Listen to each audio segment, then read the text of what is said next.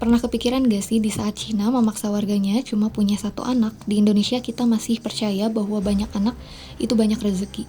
Tahun 1980, Cina sadar bahwa ledakan populasi tanpa modal ekonomi itu bom waktu.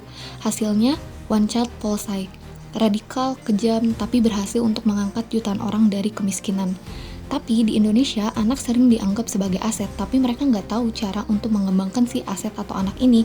Akhirnya, secara sosiologi, punya anak saat miskin itu tanpa rencana bisa jadi siklus kriminalitas struktural. Cina memilih kualitas daripada kuantitas.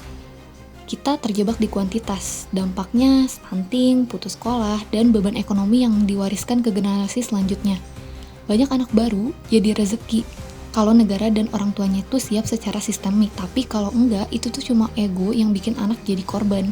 Menurut kalian lebih baik jujur tapi pahit kayak China, atau tetap manis tapi berat kayak kita? Bisa komen di bawah ya guys.